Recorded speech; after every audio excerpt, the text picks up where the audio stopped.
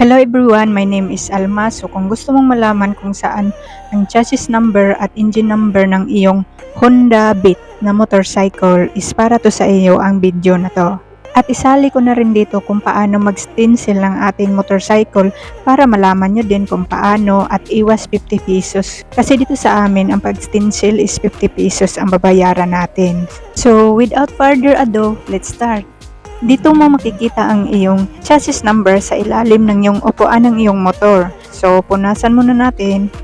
Pagkatapos punasan, lagyan natin ng carbon para ang purpose ng carbon is para makadikit yung ating chassis number sa scotch tape. Huwag lang masyadong madami. So, konti lang.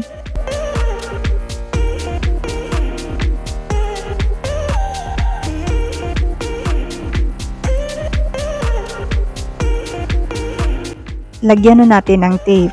Sa paglagay ng tape is wasto lang din, slide mo yung kamay mo. Slide mo lang para madikit yung chassis number sa tape. At kung okay na, kunin na natin ang tape, then set aside muna natin.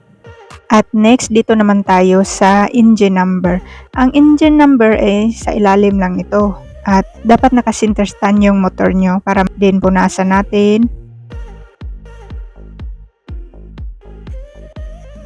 Katulad kanina, maglagay tayo ng carbon at pagkatapos ng carbon, maglagay tayo ng tape.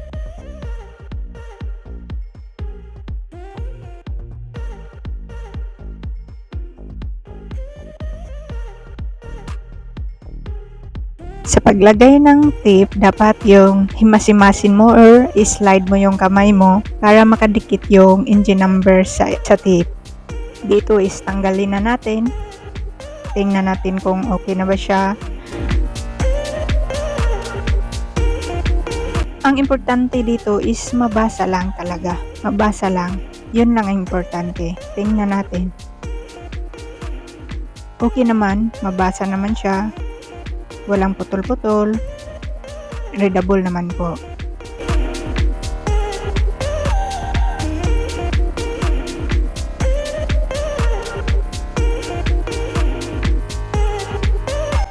Ulitin ko lang po, yung chassis number is nakalagay sa ilalim ng upuan ng iyong motor.